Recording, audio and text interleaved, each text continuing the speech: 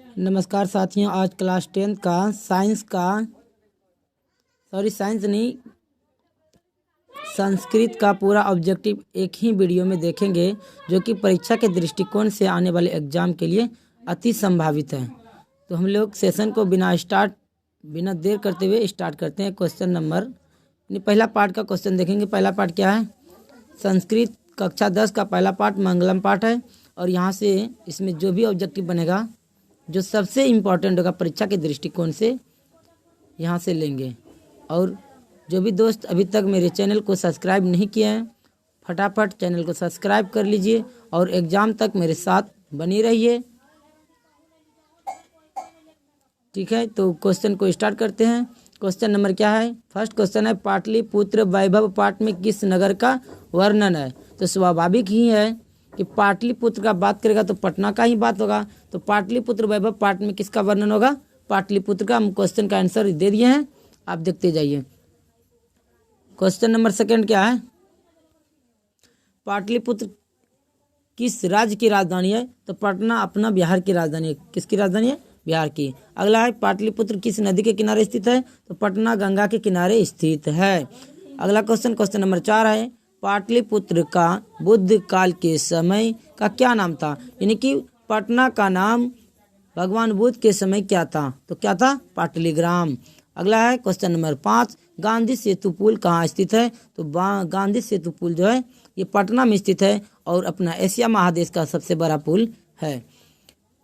Question number 6 देखेंगे। Question number 6 क्या कह रहा है? नगर की पालिका देवी कौन थी? तो ये थी कौन? पटन देवी। कौन थी? पटन देवी। अगला क्वेश्चन क्या है? क्वेश्चन नंबर 7, पाटलिपुत्र में किस महापुरुष का जन्म स्थल है? तो सिखों के 10वें गुरु गोविंद सिंह जी का जन्म स्थान कहाँ है? पाटलिपुत्र में। नेक्स्ट क्वेश्चन क्या है? Question number 8। क्वेश्चन नंबर 8 क्या कह रहा है? चंद्रगुप्त मौर्य किस वंश के संस्थापक थे? चंद्रगुप्त मौर्य ये मौर्य वंश के संस्थापक थे। किस वंश के संस्थापक थे? चंद्रगुप्त मौर्य ये मौर्य वंश के संस्थापक थे। अगला क्वेश्चन क्या है? क्वेश्चन नंबर 9, सिखों के 10वें गुरु कौन थे? तो सिखों के 10वें गुरु कौन थे? गुरु गोविंद सिंह थे। कौन थे? गुरु गोविंद सिंह थे। अगला क्वेश्चन देखेंगे। क्वेश्चन नंबर 10 क्या है? यूनान का राजदूत कौन था? तो यूनान का राजदूत कौन था? मेगास्थनीज। कौन था? मेगास्थनीज। अगला क्वेश्चन देखेंगे। Question number 11। क्वेश्चन नंबर 11 क्या कह रहा है? किस काल में पटना का नाम प्रसिद्ध हुआ था? तो मध्यकाल में पटना का नाम प्रसिद्ध हुआ था। किस काल में पटना का नाम प्रसिद्ध हुआ था? मध्यकाल में। किस काल में? मध्यकाल में पटना का नाम प्रसिद्ध हुआ था। अगला क्वेश्चन है क्वेश्चन नंबर 12, गोलघर कहाँ स्थित है? तो गोलघर कहाँ स्थित है? पटना में। और गोलघर को बनाया गया था अनाज को रखने की उद्देश्य से। नेक्स्ट क्वेश्चन नंबर 13 है। क्वेश्चन नंबर 13 क्या कह रहा है? पाटलिपुत्र का इतिहास कितना वर्ष पुराना है? तो हमारे पाटलिपुत्र का इतिहास 2500 वर्ष पुराना है। कितना वर्ष पुराना है साथियों? 2500 वर्ष पुराना है। नेक्स्ट क्वेश्चन नंबर 14 क्या कह रहा है? एशिया महादेश का सबसे बड़ा सेतु कौन है? तो एशिया महादेश का अभी हम पीछे बताए थे। एशिया महादेश का सबसे बड़ा सेतु कौन है? गांधी सेतु, जो कि अपना पटना में स्थित है। नेक्स्ट है क्वेश्चन नंबर 15, कौमुदी महोत्सव कहाँ मनाया जाता था? तो कौमुदी महोत्सव जो है पाटलिपुत्र में मनाया जाता था, और ये शरत काल में मनाया जाता था। ठीक है, पूछेगा किस काल में? तो शरत काल में मनाया जाता था। नेक्स्ट है क्वेश्चन नंबर 16, किसके शासनकाल में पाटलिपुत्र की सुरक्षा व्यवस्था उत्कृष्ट थी? तो पटना का जो है सुरक्षा व्यवस्था ये चंद्रगुप्त मौर्य के समय में क्या था? उत्कृष्ट था। अगला पार्ट क्या है? अलस कथा। नेक्स्ट पार्ट क्या है? अलस कथा। तो क्वेश्चन नंबर क्या है? 17। नेक्स्ट क्वेश्चन क्या है? क्वेश्चन नंबर 17, अलस कथा पाठ कहाँ से संकलित है? तो अलस कथा पाठ में पुरुष की परीक्षा ली जाती है, इसलिए पुरुष परीक्षा से संकलित है अलस कथा पाठ। नेक्स्ट क्वेश्चन नंबर 18 है। यहाँ नंबरिंग छूट गया। क्वेश्चन नंबर 18 क्या है? अलस कथा पाठ के लेखक कौन है? अलस कथा पाठ के लेखक कौन है? विद्यापति। कौन है? विद्यापति। नेक्स्ट है क्वेश्चन नंबर 19, बृहस्पति कौन था? तो बृहस्पति कौन था? बृहस्पति जो था मिथिला का मंत्री था। बृहस्पति कौन था? मिथिला का मंत्री था। नेक्स्ट क्वेश्चन नंबर कितना है? 20। क्वेश्चन नंबर 20 क्या है? मैथिली कवि कौन थे? मैथिली कवि कौन थे? विद्यापति जो थे ये मैथिली कवि थे। कौन सा कवि थे? विद्यापति मैथिली कवि थे। नेक्स्ट क्वेश्चन, क्वेश्चन नंबर 21 देखेंगे। क्वेश्चन नंबर 21 क्या है? मैथिली कोकिला के नाम से किसे जाना जाता है? तो मैथिली कोकिला के नाम से विद्यापति को जाना जाता है। किसको जाना जाता है? विद्यापति को। आप लोग तो पढ़े होंगे। नेक्स्ट क्वेश्चन, क्वेश्चन नंबर क्या है? 22। गरीबों को कौन अन्न और वस्त्र देते थे? जो मिथिला का मंत्री वीरेश्वर थे वो क्या करते थे? गरीबों को अन्न और वस्त्र दिया करते थे। नेक्स्ट क्वेश्चन, क्वेश्चन नंबर कितना है? 23। आलसी पुरुष कितने थे? तो आलसी पुरुष 4 है। ये तो बच्चों वाला क्वेश्चन। आलसी पुरुष कितने थे? 4 थे। आलसी पुरुष 4 थे। नेक्स्ट क्वेश्चन क्या है? Question number 24। क्वेश्चन नंबर 24 क्या कह रहा है? आलस्य कथा पाठ में किसके महत्व का वर्णन किया गया है? तो आलस कथा पाठ में मानव गुण का वर्णन किया गया है। किसका गुण क्या वर्णन किया गया है? मानव गुण का वर्णन किया गया है। क्वेश्चन नंबर 25 है। क्वेश्चन नंबर 25 क्या है? आलस कथा पाठ में किस दोष का वर्णन किया गया है? तो आलस कथा पाठ है तो आलस का तो ही वर्णन किया जाएगा इसमें। ठीक है। नेक्स्ट क्वेश्चन क्या है? Question number 26।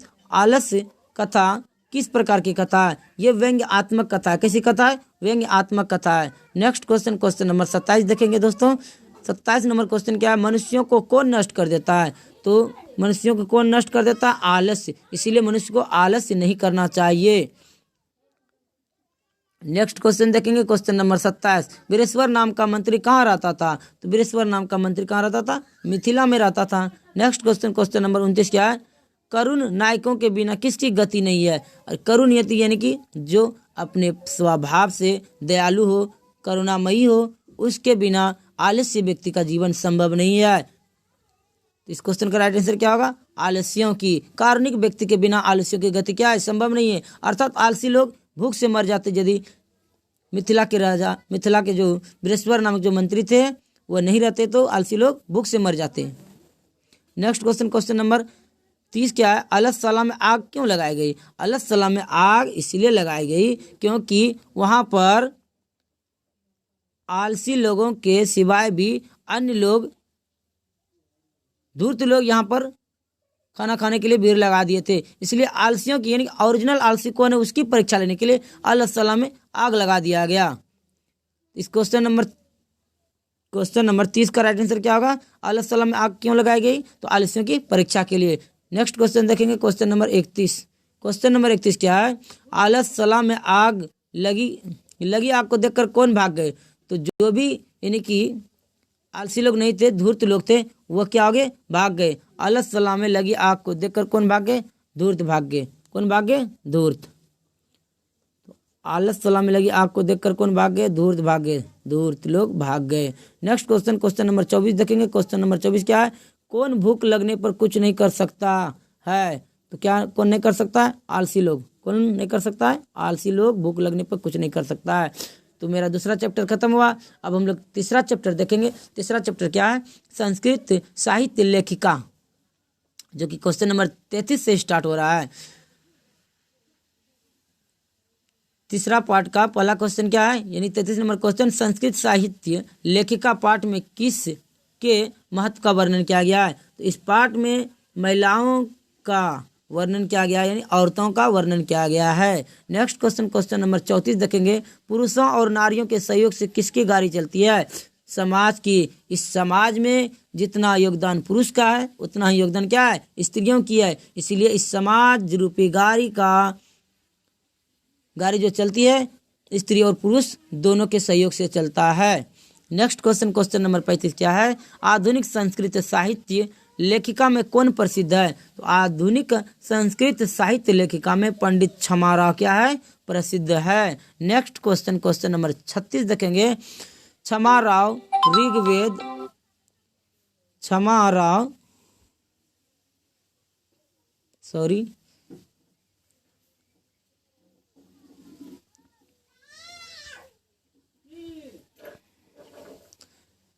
क्वेश्चन नंबर 36 क्या है? क्षमा होगा, राम नहीं होगा। ऋग्वेद में कितनी महिलाओं का वर्णन है? क्षमाराव ऋग्वेद में कितनी महिलाओं का वर्णन है? तो यह 24 महिलाओं का वर्णन है। कितनी महिलाओं का? 24 महिलाओं का वर्णन है। अगला है अथर्ववेद में कितनी महिलाओं का वर्णन है? तो ये अथर्ववेद में 5 महिलाओं का वर्णन है। कितने महिलाओं का? 5 महिलाओं का वर्णन है। नेक्स्ट क्वेश्चन क्या है? 37। क्वेश्चन नंबर 37 क्या है? क्षमा राव किस काल के लेखक है? तो क्षमा राव आधुनिक काल के लेखक है। किस काल के? आधुनिक काल के लेखक है। नेक्स्ट क्वेश्चन, क्वेश्चन नंबर 38 देखेंगे। क्वेश्चन नंबर 38 क्या है? क्वेश्चन नंबर 38 है, मीरा लहरी की लेखिका कौन है? मीरा लहरी की लेखिका जो है यह है पंडित क्षमा राव। कौन है? मीरा लहरी की लेखिका पंडित क्षमा राव है। नेक्स्ट क्वेश्चन, क्वेश्चन नंबर 39 देखेंगे। किस युग में मंत्रों की दर्शिका न केवल ऋषि बल्कि ऋषिकार भी थे? तो ये होगा क्या? वैदिक काल में। किस काल में? वैदिक काल में। नेक्स्ट क्वेश्चन है क्वेश्चन नंबर 40। लौकिक संस्कृत साहित्य में 40 कवियों में प्रथम कल्पा कौन थी? ये कौन थी? विजयंका। कौन थी? Vijayanka. Next question, question number 41 क्या है? याज्ञवल्क्य ने अपनी पत्नी को किस चीज की शिक्षा दी थी? तो यह आत्म तत्व की शिक्षा दी थी। किसकी शिक्षा दी थी? आत्म तत्व की शिक्षा दी थी। तो मेरा यानी कि क्या हुआ? तीसरा पार्ट भी खत्म हो गया। अब हम लोग चौथा पार्ट का क्वेश्चन देखेंगे। चौथा पार्ट क्या है? भारतीय संस्कारा, जो कि बहुत ही अच्छा चैप्टर है और इस चैप्टर से आने वाले एग्जाम में जो 17 तारीख से मैट्रिक का एग्जाम स्टार्ट होने जा रहा है उसमें आपको क्वेश्चन देखने के लिए मिलेगा, तो ध्यान से देखिएगा। क्वेश्चन नंबर 42 क्या है? भारतीय संस्कार कितने हैं? तो टोटल जो है भारतीय संस्कार की बात करें तो 16 प्रकार का संस्कार है। कितने संस्कार है हमारे हिंदू धर्म में? 16 संस्कार है। नेक्स्ट है क्वेश्चन नंबर 43। भारतीय संस्कारों में यानी भारतीयों में संस्कार से किसका निर्माण होता है? तो किसका निर्माण होगा? व्यक्तित्व का निर्माण होगा। किसका होगा? व्यक्तित्व का। क्वेश्चन नंबर 44 क्या है? नेक्स्ट क्वेश्चन, क्वेश्चन नंबर 44 है, संस्कारों को कितने भागों में बांटा गया है? कितने भागों में बांटा गया है? 5 भागों में। कितने भागों में? 5 भागों में। नेक्स्ट है क्वेश्चन नंबर 45। बचपन में कितने संस्कार होते हैं? 6। कितने संस्कार? 6 संस्कार। आपको एग्जाम में देखने के लिए अवश्य मिलेगा यहाँ से क्वेश्चन। उसके बाद है मरने के बाद कितने संस्कार होते हैं? तो मरने के बाद केवल एक ही संस्कार होता है। कितना संस्कार? एक ही संस्कार। वह संस्कार क्या है? अंत्येष्टि संस्कार। अंत्येष्टि संस्कार मरने के बाद। नेक्स्ट क्वेश्चन नंबर हम लोग 47 देखेंगे। Question number 47। क्वेश्चन नंबर 47 क्या है? किस संस्कार के द्वारा मनुष्य गृहस्थ जीवन में प्रवेश करता है? तो शादी होने के बाद मनुष्य क्या होता है? गृहस्थ जीवन में प्रवेश कर जाता है। नेक्स्ट क्वेश्चन, क्वेश्चन नंबर 48 है। क्वेश्चन नंबर 48 क्या कह रहा है? संस्कार मरने के बाद कौन सा संस्कार संपन्न होता है? तो अभी हम पीछे तुरंत बताएं, मरने के बाद जो एक संस्कार होता है वह अंत्येष्टि संस्कार होता है। अंत्येष्टि संस्कार। Next question, question number 49। अंत्येष्टि संस्कार कब होता है? तो ये कब होता है? मरने के बाद होता है। कब होता है? मरने के बाद अंत्येष्टि संस्कार होता है। नेक्स्ट है क्वेश्चन नंबर 50। क्वेश्चन नंबर 50 क्या है? बताइए आप लोग। अक्षर आरंभ करना किस संस्कार के अंतर्गत आता है? ये शिक्षा आरंभ यानी शिक्षा संस्कार के अंतर्गत आता है। नेक्स्ट है क्वेश्चन नंबर 51। 51 क्या कह रहा है? सप्तपदी किस संस्कार के अंतर्गत आता है? ये क्या आता है? विभाग के अंतर्गत सप्तपदी।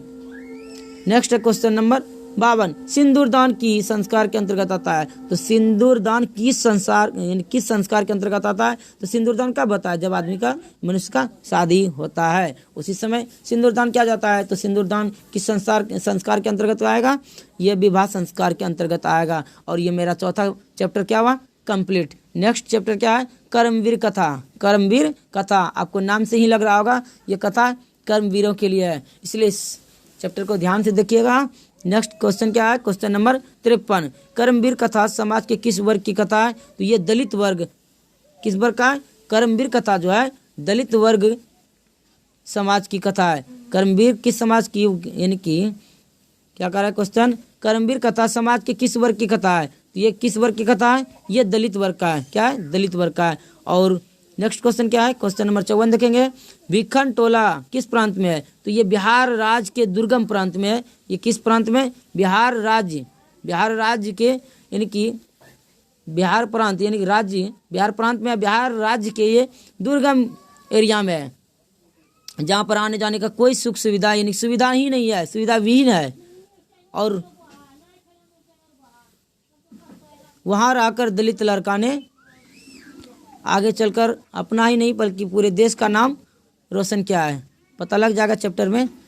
आगे क्या है? Question number 55। कर्मवीर कहाँ का रहने वाला था? तो ये बिहार राज्य का दुर्गम एक गांव है जिसका नाम है भीखनटोला। ये भीखनटोला का रहने वाला लड़का है। कहाँ का रहने वाला है राम? कहाँ का रहने वाला है?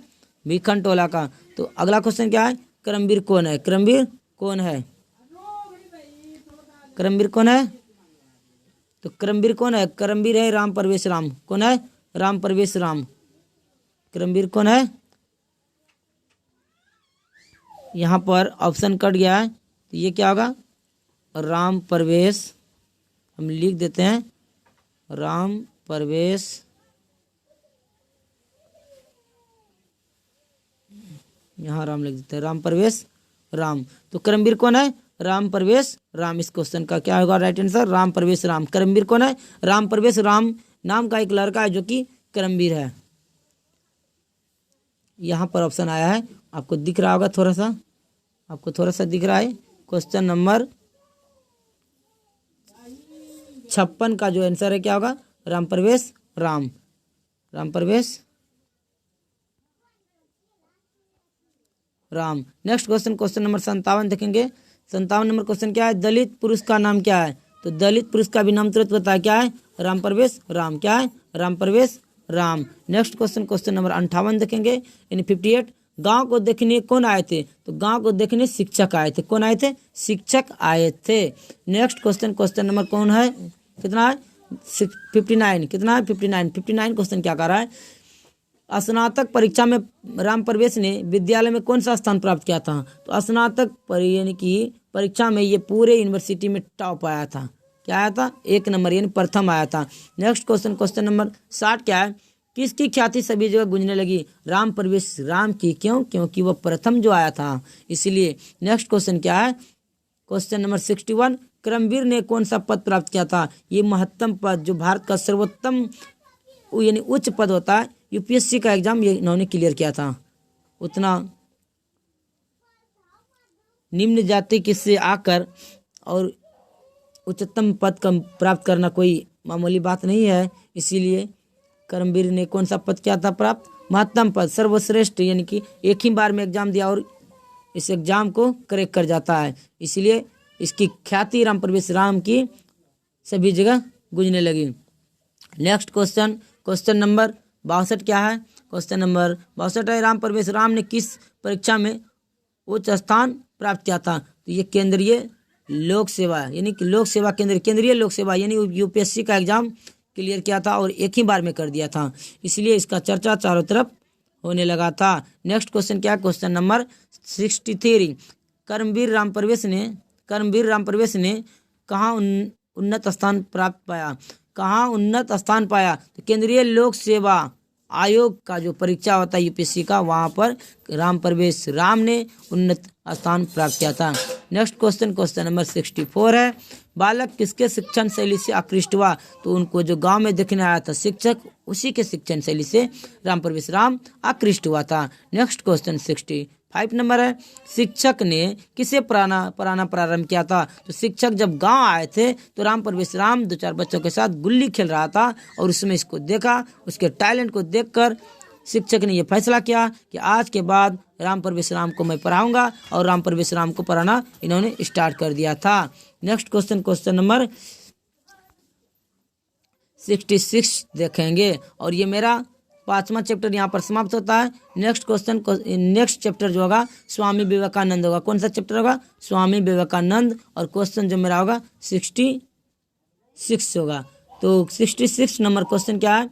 आर्य समाज की स्थापना किस नगर में हुई थी? तो आर्य समाज की स्थापना मुंबई नगर में हुआ था। कहाँ पे हुआ था? मुंबई में हुआ था। आर्य समाज की स्थापना कहाँ हुई थी? मुंबई में हुआ था। कहाँ हुआ था? मुंबई में। नेक्स्ट क्वेश्चन है क्वेश्चन नंबर 67 क्या है? स्वामी दयानंद का जन्म किस ग्राम में हुआ था? तो स्वामी दयानंद का जन्म गुजरात राज्य के टंकारा नामक गांव में हुआ था। कब हुआ था? आप लोग कमेंट बॉक्स में बताइएगा। स्वामी नेक्स्ट क्वेश्चन देखते हैं, क्वेश्चन नंबर 68 क्या है? स्वामी दयानंद कौन थे? तो स्वामी दयानंद आर्य समाज के संस्थापक थे। कौन थे? आर्य समाज के संस्थापक। नेक्स्ट क्वेश्चन है क्वेश्चन नंबर 69, समाज सुधारक कौन थे? स्वामी दयानंद क्या थे? समाज सुधारक थे। नेक्स्ट क्वेश्चन है क्वेश्चन नंबर 70। क्वेश्चन नंबर 70 क्या है? स्वामी दयानंद का जन्म किस प्रांत में हुआ था? ये गुजरात प्रांत में हुआ था। कब हुआ था? कहाँ हुआ था? गुजरात प्रांत के टंकारा नामक गांव में हुआ था। और कब हुआ था? 1824 में हुआ था। कब हुआ था? 1824 में हुआ था शायद। नेक्स्ट क्वेश्चन है क्वेश्चन नंबर 71। 71 क्या कह रहा है? आर्य समाज की स्थापना कब हुई थी? तो आर्य समाज की स्थापना 1875 ईस्वी में कहाँ पे हुई थी? मुंबई में हुई थी। कहाँ हुई थी? मुंबई में। नेक्स्ट है क्वेश्चन नंबर 72। 72 नंबर क्वेश्चन क्या है? स्वामी दयानंद का मूल नाम क्या था? तो स्वामी दयानंद का मूल नाम क्या था? मूल शंकर था। नेक्स्ट क्वेश्चन है क्वेश्चन नंबर 73। किसके कहने पर स्वामी दयानंद ने वैदिक ग्रंथ का प्रचार किया? तो ये स्वामी ब्रजानंद के कहने पर। स्वामी ब्रजानंद उसका गुरु थे, यानी कि बिरजानंद के शिष्य थे स्वामी दयानंद। और ये कहाँ के रहने वाले थे? बिरजानंद ये मथुरा के रहने वाले थे। कहाँ के रहने वाले थे? मथुरा के रहने वाले थे। नेक्स्ट क्वेश्चन देखेंगे क्वेश्चन नंबर 74। 74 क्या है? कौन मूर्ति पूजा के विरोधी थे? तो स्वामी दयानंद मूर्ति पूजा के विरोधी हो गए थे। स्वामी दयानंद मूर्ति पूजा के विरोधी हो गए थे। नेक्स्ट क्वेश्चन क्वेश्चन नंबर 75 देखेंगे। 75 क्या है? स्वामी दयानंद के माता पिता किसके उपशासक थे? तो स्वामी दयानंद के माता पिता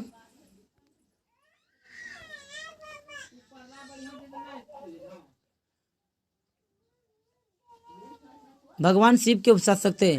स्वामी दयानंद के माता पिता किसके उपशासक थे? भगवान शिव के उपशासक थे। उसके यहाँ भगवान शिव का पूजा धूमधाम से किया जाता था। नेक्स्ट क्वेश्चन क्या है? Question number 76। 76 क्या है? आर्य समाज के संस्थापक कौन थे? तो आर्य समाज के संस्थापक कौन थे? स्वामी दयानंद थे। कौन थे? स्वामी दयानंद। नेक्स्ट क्वेश्चन है क्वेश्चन नंबर 72। हिंदू समाज को छोड़कर किसने धर्मांतरण कर लिया था? दलितों ने कर लिया था। क्यों? क्योंकि इस समय जिस समय यानी कि आर्य समाज की स्थापना, तो उस समय दलितों को उच्च जातियों द्वारा बहुत शोषित किया जाता था, दबाया जाता था, जिस कारण दलित लोग हिंदू धर्म को छोड़ कर अन्य अपना धर्म परिवर्तन कर लेता था। नेक्स्ट क्वेश्चन है क्वेश्चन नंबर 78। स्वामी दयानंद का जन्म कहाँ हुआ था? अभी हम पीछे बताया कि स्वामी दयानंद का जन्म गुजरात प्रांत के टंकारा नामक गांव में 1824 ईस्वी में हुआ था। कब हुआ था? 1824 में हुआ था। नेक्स्ट क्वेश्चन क्या है? Question number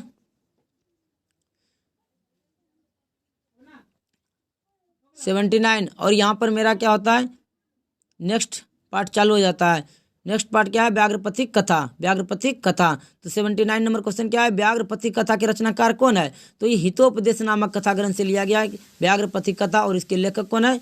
Narayan Pandit. कौन है? Narayan Pandit. Next question 80। Next question क्या है? 80 नंबर क्वेश्चन है व्याघ्रपथिक कथा किस ग्रंथ से लिया गया है? तो हितोपदेश नामक कथा से लिया गया है। हितोपदेश नामक ग्रंथ से लिया गया है। नेक्स्ट क्वेश्चन क्या है?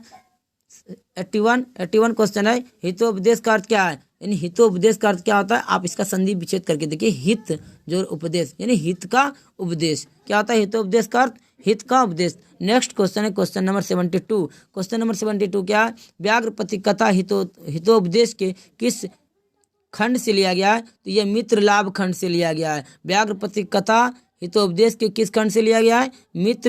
मित्र लाभ खंड से लिया गया है। नेक्स्ट क्वेश्चन है क्वेश्चन नंबर 83। स्नान कर हाथ में कुश लेकर तालाब के किनारे कौन बैठा था? यह वृद्ध व्याघ्र बैठा था। कौन बैठा था? वृद्ध व्याघ्र बैठा था। नेक्स्ट क्वेश्चन है क्वेश्चन नंबर 84। पथिक को किसने मारा? तो पथिक को वृद्ध व्याघ्र ने मारा। किसने मारा? पथिक को बाघ ने मारा था। पथिक को व्याघ्र ने मारा था। नेक्स्ट क्वेश्चन क्वेश्चन नंबर 85 देखेंगे। क्या है? 85 क्वेश्चन क्या है? पथिक कहाँ फंस गया था? तो पथिक कीचड़ में फंस गया था। कहाँ फंस गया था? कीचड़ में फंस गया था। कहाँ फंसा था? पथिक कहाँ फंसा था? कीचड़ में फंस गया था। नेक्स्ट क्वेश्चन क्या है? Question number 86। किसके बिना 86 क्या है? क्रिया किसके बिना भार स्वरूप होता है? तो क्रिया जो है ज्ञान के बिना भार स्वरूप हो जाता है। क्रिया किसके बिना भार स्वरूप हो जाता है? ज्ञान के बिना। यानी आपके पास ज्ञान है और आप उसका यूज नहीं कीजिएगा तो वो क्या हो जाएगा, भार के समान हो जाएगा, मतलब बेकार हो जाएगा, भार हो जाएगा। ठीक है, इसलिए इस क्वेश्चन का राइट आंसर क्या होगा, ज्ञान के बिना। यानी क्रिया किसके बिना, भार स्वरूप है ज्ञान के बिना। ठीक है, और ये क्वेश्चन क्या है, VVI है। ठीक है, परीक्षा में देखने के लिए मिलेगा, ये क्वेश्चन देखने आपको मिलेगा परीक्षा में। क्रिया किसके बिना भार स्वरूप हो जाता है, तो क्रिया ज्ञान के बिना भार स्वरूप हो जाता है। नेक्स्ट क्वेश्चन क्या है, क्वेश्चन नंबर 87, व्याघ्रपति कथा से क्या दुष्परिणाम प्रकट होता है। तो ये इस कथा में लोभ प्रकट होता है। ठीक है, नेक्स्ट क्वेश्चन क्या है, क्वेश्चन नंबर 80, कौन लोभ से प्रभावित हो गया। जो पथिक था वह लोभ से प्रभावित हो गया और अपना जान गंवा बैठा। नेक्स्ट क्वेश्चन है क्वेश्चन नंबर 89, लोभ मनुष्य को कहाँ ले जाता है। तो लोभ मनुष्य को मौत के मुंह में ले जाता है, अर्थात विनाश की ओर ले जाएगा आपको। यदि लोभ हो जाएगा तो आपका विनाश निश्चित है। नेक्स्ट क्वेश्चन है क्वेश्चन नंबर 90। क्वेश्चन नंबर 90 क्या है, वृद्ध व्याघ्र क्या देना चाहता था। तो वृद्ध व्याघ्र क्या देना चाहता था, स्वर्ण कंगन, यानी कि हाथ में स्वर्ण कंगन यानी कुश लेकर भो भो पांथा इदम पश्य कर रहा था। और उधर से पथिक जो जा रहे थे और वह उसका नजर उस पर पड़ता है और जाकर सोने के कंगन लेने की बात करता है उससे। और यहाँ पर मेरा ऑब्जेक्टिव का क्या हो गया, क्वेश्चन नंबर 90 कंप्लीट हो गया। और ये नेक्स्ट पार्ट अब शुरू होगा, आठवां पार्ट क्या है, विश्व शांति। आठवां पार्ट क्या है हमारा, विश्व शांति।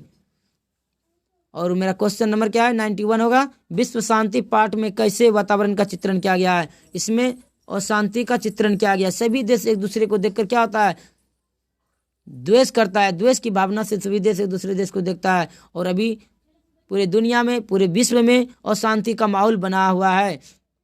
तो क्वेश्चन नंबर 91 क्या है, विश्व शांति पार्ट में कैसे वातावरण का चित्रण किया गया है, अशांति का। नेक्स्ट क्वेश्चन क्या है, क्वेश्चन नंबर 92, संसार के दुख विषय क्या है, सार्वभौमिक अशांति, यानी कि हर तरफ क्या है, अशांति है। नेक्स्ट क्वेश्चन क्या है, क्वेश्चन नंबर 93, अशांति मानवता का क्या कर रही है। तो अशांति मानवता का ही विनाश कर रही है। अशांति किसका विनाश कर रही है, मानवता का विनाश कर रही है। नेक्स्ट क्वेश्चन नंबर 95 है। क्वेश्चन नंबर 95 क्या है, अनेकों राज्यों में परस्पर क्या चल रहे हैं। तो अनेकों राज्यों में परस्पर क्या चल रहे हैं, शीत युद्ध चल रहे हैं। क्या चल रहे हैं, शीत युद्ध चल रहे हैं, शीत युद्ध चल रहे हैं। नेक्स्ट क्वेश्चन है क्वेश्चन नंबर 96, युद्ध और शांति के कितने कारण है। तो युद्ध और शांति के 2 कारण है। नेक्स्ट क्वेश्चन क्या है, क्रिया किसके बिना भार स्वरूप है। तो क्रिया ज्ञान के बिना भार स्वरूप है। क्वेश्चन नंबर 8 है, दुख को कौन बढ़ाता है। तो दुख को स्वार्थ बढ़ाता है। ठीक है, दुख को कौन बढ़ाता है, स्वार्थ। और ये चैप्टर मेरा कंप्लीट हो गया। और हम लोग यानी कि अगला जो पार्ट है चैप्टर 9 चैप्टर है, क्वेश्चन यानी चैप्टर नंबर 9 क्या है, मंगलम पाठ।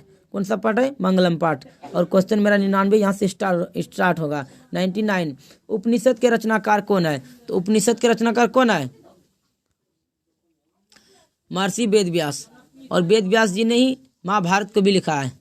अगला क्वेश्चन है क्वेश्चन नंबर, यानी कि यहाँ पर 100 क्वेश्चन मेरा कंप्लीट होता है। 100 क्वेश्चन क्या होता है, कंप्लीट। मंगलम पाठ के रचनाकार कौन है। तो जो उपनिषद के रचनाकार है वही क्या है, मंगलम पाठ के भी रचनाकार है, अर्थात महर्षि वेद व्यास। नेक्स्ट क्वेश्चन क्या है, मंगलम पाठ में कितने मंत्र संकलित है। तो मंगलम पाठ में 5 मंत्र संकलित है। कितने मंत्र, 5 मंत्र। अगला क्वेश्चन है, अणु से भी अणु छोटा क्या है। अणु से भी छोटा क्या है और महान से भी महान क्या है। अनोर निहान महतोर महियान। तो अणु से भी छोटा क्या है, आत्मा। और यानी आत्मा जो है सूक्ष्म से भी सूक्ष्म और महान से भी महान क्या है, आत्मा है। नेक्स्ट क्वेश्चन क्या है, क्वेश्चन नंबर 103, किसकी जय होती है। तो हमेशा सत्य की जीत होती है। किसकी जीत होती है, सत्य की। मिथ्या कदापि ना जीतती, यानी असत्य की कभी भी जीत नहीं होती। हमेशा किसकी जय होगी, तो हमेशा सत्य की जीत होती है। नेक्स्ट क्वेश्चन क्या है, क्वेश्चन नंबर 104 होगा, बहती नदियाँ कहाँ मिलती है। तो जिस प्रकार बहती हुई नदियाँ समुद्र में मिल जाती है, उसी प्रकार ज्ञानी पुरुष अपना नाम और रूप को छोड़कर परमात्मा को प्राप्त हो जाते हैं। इस क्वेश्चन का राइट आंसर क्या होगा, समुद्र। बहती हुई नदियाँ कहाँ मिलती, जाकर समुद्र में मिल जाती है। चंदमाना। नेक्स्ट क्वेश्चन देखेंगे, क्वेश्चन नंबर 105। क्वेश्चन नंबर 105 क्या है? जंतु के हृदय रूपी गुफा में क्या रिक्त है? तो जंतु के हृदय रूपी गुफा में स्थित यह आत्मा सूक्ष्म से भी सूक्ष्म और महान से भी महान है। जंतु के हृदय रूपी गुफा में क्या रिक्त है? तत्व। क्या है? तत्व। नेक्स्ट क्वेश्चन क्या है? क्वेश्चन नंबर 106 देखेंगे। 106 क्या है? देवलोक का मार्ग किससे प्राप्त होता है? तो देवलोक का मार्ग जो है सत्य से प्राप्त होता है, इसीलिए हमें सत्य बोलना चाहिए। नेक्स्ट क्वेश्चन क्या है? Question number 107। मृत्यु को वश में कौन कर लेता है? तो ज्ञानी पुरुष, विद्वान लोग मृत्यु को अपने वश में कर लेता है। नेक्स्ट क्वेश्चन है, किसकी विजय नहीं होती है? तो असत्य और झूठ बोलने वालों की कभी विजय नहीं होती है, अर्थात असत्य की कभी विजय नहीं होती है। नेक्स्ट क्वेश्चन क्या है? Question number 109। उपनिषदों की संख्या कितनी है? तो उपनिषद कितना है? 108। कितना है? 108। और यदि आपसे वेद पूछ ले तो वेद कितना है? वेद है 4। कौन कौन? ऋग्वेद, यथुर्वेद, सामवेद। ऋग्वेद, यजुर्वेद, सामवेद, अथर्ववेद। याद रखिएगा, यदि वेद पूछ लेगा तो वेद कितना होगा? 4। वेदांग पूछे तो कितना होगा? 6। वेदांग कौन कितना होगा? 6। कौन कौन? शिक्षा, कल्प, व्याकरण, ज्योतिष, निरुक्त, छंद। और यदि पुराण पूछेगा, पुराण कितना है? 18। और इसमें से एक क्वेश्चन आपको देखने मिलेगा, पुराण कितना है? 18। तो क्या क्या देखे? वेद कितना है? 4, वेदांग 6, पुराण 18, उपनिषद 108। कितना है? 108। तो यहाँ से इसको नोट कर लीजिएगा, यहाँ से एक क्वेश्चन रहेगा आपको। और संस्कार, संस्कार भी एक पूछता है। तो संस्कार कितना है? संस्कार हमारे हिंदू संस्कार कितने हैं? हिंदू धर्म में टोटल कुल कितना संस्कार है? 16 संस्कार है। ठीक है, हम लोग आगे बढ़ते हैं। अगला क्वेश्चन क्या है? नेक्स्ट क्वेश्चन है क्वेश्चन नंबर 110। 110 क्या है? सत्य का मुख किससे ढका हुआ है? सत्य का मुख किस पात्र से ढका हुआ है? तो हिरण्यमेन पात्रेन। तो हिरण्यमेन पात्रेन से ढका हुआ है। आप श्लोक यदि आपको याद होगा तो आप ये डायरेक्ट बन जाएगा। और यहाँ पर मेरा क्या होता है? 9वां पार्ट कंप्लीट होता है और हम लोग 10वां पार्ट की ओर प्रस्थान करते हैं। 10वां पार्ट क्या है? भारत महिमा। नेक्स्ट पार्ट क्या है? भारत महिमा। और मेरा क्वेश्चन नंबर 111 होगा। तो पुराण के रचनाकार कौन है? तो पुराण के भी रचनाकार कौन है? महर्षि वेद व्यास जी ही है। जिस तरह मंगलम पाठ के रचनाकार महर्षि वेद व्यास है, उसी तरह वही क्या है? महर्षि वेद व्यास जी भी है पुराण के रचनाकार। कौन है पुराण के रचनाकार? महर्षि वेद व्यास। और पुराण की संख्या कितनी होती है? 118। पुराण की संख्या कितना है? 18। नेक्स्ट क्वेश्चन देखेंगे, क्वेश्चन नंबर 112। किसकी महिमा सर्वत्र गाई जाती है? तो भारत की महिमा सभी जगह गाई जाती है। भारत की महिमा सभी जगह गाई जाती है। नेक्स्ट क्वेश्चन, क्वेश्चन नंबर 113 देखेंगे। क्वेश्चन नंबर 113 क्या है? 113 नहीं, हाँ 113 नंबर क्या है? किस देश के गीत देवता भी गुनगुनाते हैं? तो भारत, अपना देश, अपना प्यारा देश, अपना प्यारा वतन भारत के गीत देवता भी गुनगुनाते हैं। नेक्स्ट क्वेश्चन, क्वेश्चन नंबर 114 देखेंगे। 114 नंबर क्या है? किस देश में देवता बार बार जन्म लेना चाहता है? तो भारत। वह देश कौन सा है? मेरा भारत देश है महान। उस महान देश का नाम क्या है? इंडिया, भारतवर्ष, जहाँ पर देवता भी जन्म लेने के लिए ललाहित होते हैं, जहाँ पर देवता भी जन्म लेना चाहते हैं। नेक्स्ट क्वेश्चन क्या है? Question number 115। सौभाग्य की कौन प्रशंसा करते हैं? तो सौभाग्य की प्रशंसा कौन करते हैं? देवता, देवलोग। नेक्स्ट क्वेश्चन क्या है? Question number 116। भारत की महिमा कहाँ गाई जाती है? तो भारत की महिमा सभी जगह, सर्वत्र गायते, सभी जगह गाई जाती है। नेक्स्ट क्वेश्चन क्या है? जगत का गौरव कौन है? तो जगत का गौरव अपना प्यारा देश कौन है? भारत। जगत का गौरव कौन है?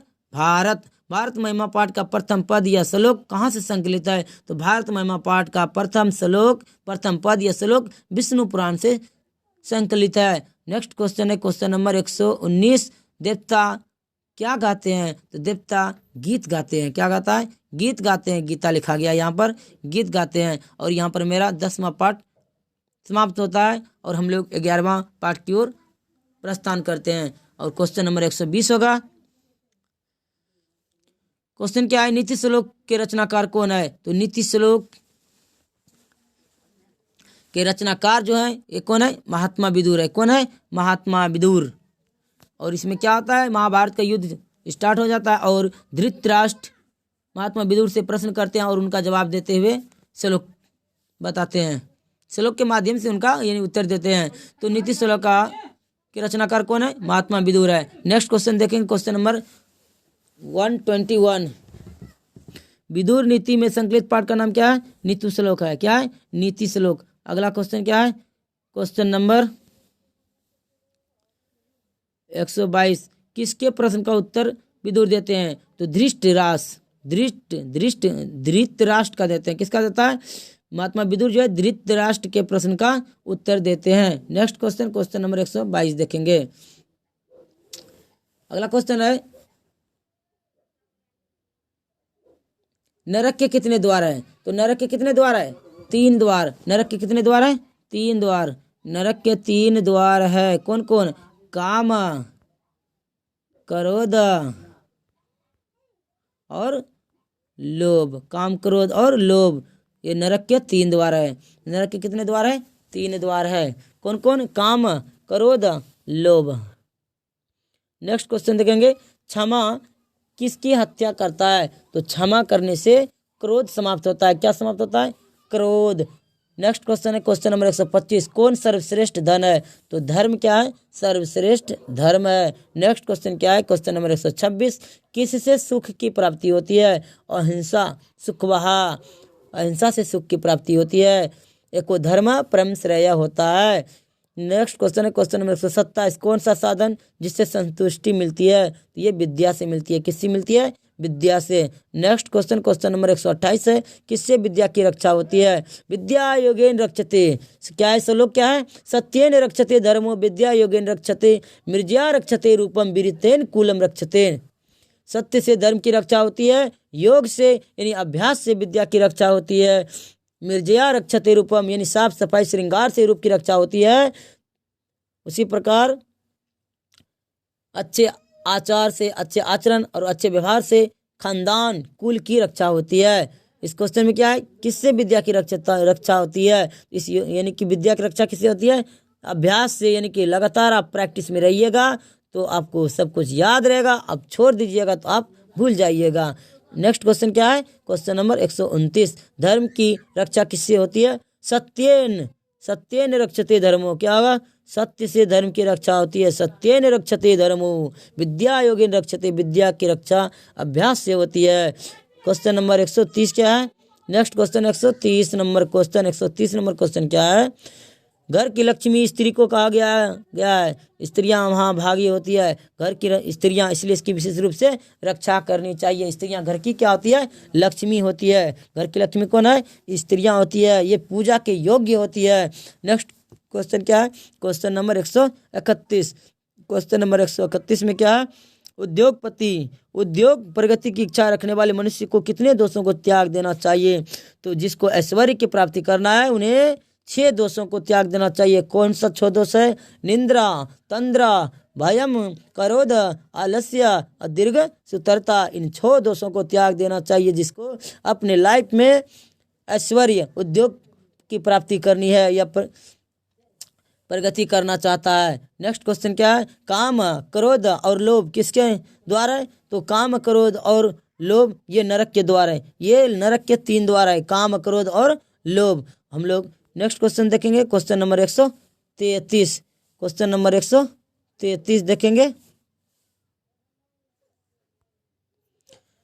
133 क्या है? मंदाकिनी वर्णनम पाठ के रचनाकार कौन है? तो मंदाकिनी वर्णनम पाठ के रचनाकार महर्षि वाल्मीकि है। कौन है? महर्षि वाल्मीकि। नेक्स्ट क्वेश्चन क्या है? Question number 134। रामायण पाठ के रचनाकार कौन है? तो रामायण पाठ के रचनाकार महर्षि वाल्मीकि ही है। सॉरी। नेक्स्ट क्वेश्चन क्या है? महर्षि वाल्मीकि अयोध्या कांड किस ग्रंथ का भाग है? तो ये रामायण का भाग है। महर्षि वाल्मीकि जो रचित है अयोध्या कांड किस ग्रंथ का भाग है? ये रामायण का है। नेक्स्ट क्वेश्चन है क्वेश्चन नंबर 136। मंदाकिनी नदी किस पर्वत के निकट बहती है? ये प्रवाहित होती है, तो ये चित्रकूट नाम का एक पर्वत है, इसी के निकट बहती है। नेक्स्ट क्वेश्चन क्या है, क्वेश्चन नंबर 137, मंदाकिनी का वर्णन किस रामायण के किस कांड में किया गया है? तो ये अयोध्या कांड में किया गया है, जिस समय राम जी वनवास जाते हैं। नेक्स्ट क्वेश्चन क्या है, क्वेश्चन नंबर 138, मंदाकिनी वर्णनम पाठ में किस नदी का वर्णन किया गया है? मंदाकिनी वर्णनम पाठ में मंदाकिनी नदी का ही वर्णन किया गया है। नेक्स्ट क्वेश्चन है क्वेश्चन नंबर 139। क्वेश्चन नंबर 139 क्या कह रहा है, मंदाकिनी नदी में कौन स्नान करते हैं? तो मंदाकिनी नदी में एक पैर पर खड़े होकर पूजा भी करते हैं ऋषिगण, स्नान करते हैं ऋषिगण। अगला है क्वेश्चन नंबर 140, नाचने के समान कौन दिखता है? तो यहाँ पर हवा से वृक्ष झुकता है और पर्वत जो है नाचने के समान दिखता है, गजब नज़ारा दिखता है। नेक्स्ट क्वेश्चन क्या है, और यहाँ पर मेरा ये पार्ट 12वां खत्म हो गया और नेक्स्ट पार्ट 13 स्टार्ट होगा। और क्वेश्चन नंबर क्या होगा, 141। 141 नंबर क्वेश्चन क्या है, दान वीरता पाठ कहाँ से लिया गया है? तो ये कर्णभार से लिया गया है। कहाँ से लिया गया है? कर्णभार से लिया गया है, कर्णभार से लिया गया है। नेक्स्ट क्वेश्चन है क्वेश्चन नंबर 142। 142 है, सूर्यपुत्र कौन है? तो सूर्यपुत्र कौन है? कर्ण है। सूर्यपुत्र या कुंती पुत्र, सूर्यपुत्र पूछे या कुंती पुत्र पूछे तो क्या कौन है? कर्ण है। सूर्यपुत्र और कुंती पुत्र कौन है? इसमें कर्ण है। नेक्स्ट क्वेश्चन क्या है, क्वेश्चन नंबर 143। क्वेश्चन नंबर 143 क्या कह रहा है, कर्ण किसके पक्ष से युद्ध लड़ता है? तो कर्ण जो है 100 भाई कौरव के पक्ष से युद्ध लड़ता है। किसके तरफ से लड़ रहा है? 100 भाई कौरव के तरफ से युद्ध लड़ रहा है। ठीक है। नेक्स्ट क्वेश्चन है क्वेश्चन नंबर 144, ब्राह्मण रूप में कौन प्रवेश करता है? तो ब्राह्मण रूप में शक्र प्रवेश करता है। यहाँ पर शक्र किसको कहा गया है? भगवान इंद्र को कहा गया। किसको कहा गया? भगवान इंद्र को कहा गया है। नेक्स्ट क्वेश्चन है क्वेश्चन नंबर 145, दानवीर कर्ण कौन था? दानवीर कौन था? तो दानवीर कौन था? कर्ण था। कौन था? कर्ण। दानवीर कौन था? कर्ण था। नेक्स्ट क्वेश्चन क्या है, क्वेश्चन नंबर 146 देखेंगे। क्वेश्चन नंबर 146 क्या है, कर्ण किस देश का राजा था? तो कर्ण अंग देश।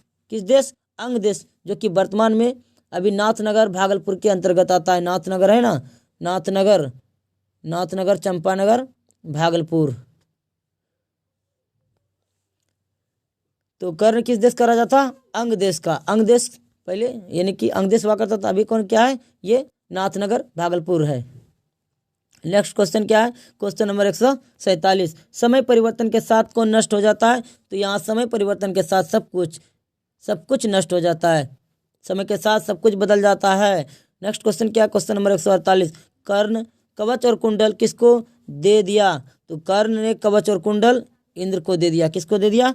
इंद्र को दे दिया। यह जानते हुए भी कि कवच और कुंडल देने से उसकी मौत हो जाती है, मौत हो जाएगा, लेकिन दानवीरता को आँच ना आए इसके लिए उन्होंने अपना कवच और कुंडल भी दान में दे दिया।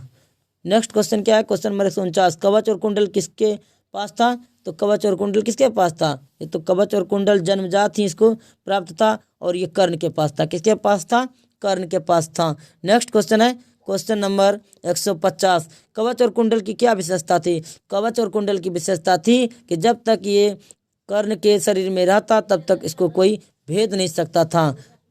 किसी भी प्रकार का हमला इस पर इसका कुछ बिगाड़ नहीं पाता। तो कवच और कुंडल की यही विशेषता थी कि उसे कोई भेद नहीं सकता है, कोई किसी के द्वारा उसको भेदा नहीं जा सकता था। नेक्स्ट क्वेश्चन देखेंगे, क्वेश्चन नंबर 151, दान वीरता पाठ के लेखक कौन है? तो ये भास रचित है, भास के द्वारा लिखा गया है दान वीरता पाठ। किसके द्वारा लिखा गया है? भास के द्वारा। नेक्स्ट क्वेश्चन 152 देखेंगे, और यह क्या है, मेरा पार्ट चेंज हो गया, यहाँ पर 14 नंबर पार्ट आ गया। 14वां पार्ट क्या है? शास्त्रकारा। कौन सा पाठ है? शास्त्रकारा। तो नेक्स्ट क्वेश्चन क्वेश्चन नंबर 152 है, भारतवर्ष में किसकी महत्ता सबसे अधिक है? यानी किसकी महत्व सबसे अधिक है? शास्त्र की है। किसकी अधिक है? शास्त्र की है। नेक्स्ट क्वेश्चन क्या है, वर्ग में कौन प्रवेश करता है? तो वर्ग में स्वाभाविक है शिक्षक ही, हमारे टीचर ही प्रवेश करेंगे। तो वर्ग में कौन प्रवेश करता है? टीचर यानी शिक्षक। नेक्स्ट क्वेश्चन है क्वेश्चन नंबर 154, छात्र किस का अभिवादन करते हैं?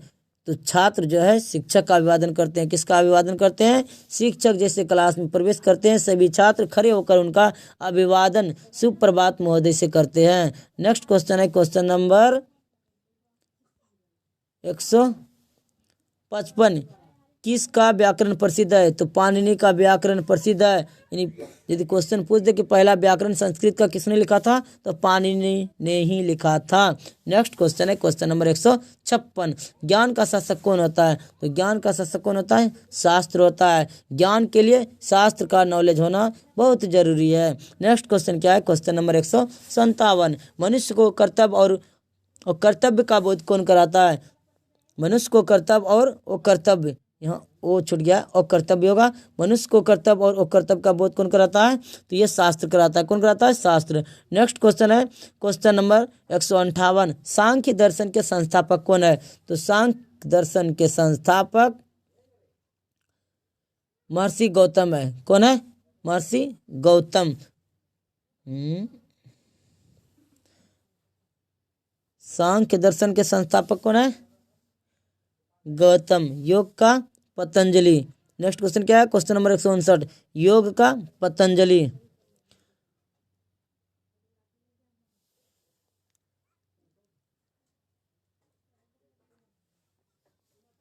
यहाँ पर डाउट हो रहा है क्वेश्चन पर। क्वेश्चन नंबर, टाइपिंग मिस्टेक हो गया है।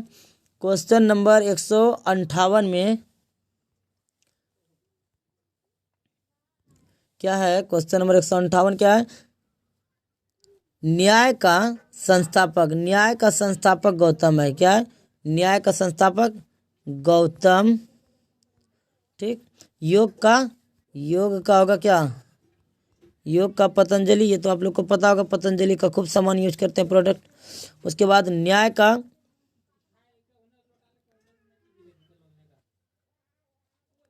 का गौतम बता दिए हैं। सांख्य का कपिल मुनि होता है। सांख्य का क्या है? सांख्य का कपिल मुनि है। यहाँ टाइपिंग मिस्टेक कर दिया है। सांख्य का कपिल होगा। और इसी में से आपको पूछ देगा। और भी है, जैसे कि चवार्क का चवार्क ही होता है। चवार्क का चवार्क होता है। जैसे बोलेगा पूर्व मीमांसा का, तो पूर्व मीमांसा का जैमिनी होता है। पूर्व मीमांसा का क्या होता है? पूर्व मीमांसा का संस्थापक जैमिनी है, जबकि उत्तर मीमांसा का बादरायण है। नेक्स्ट क्वेश्चन क्या है? Question number 161। Question number 161।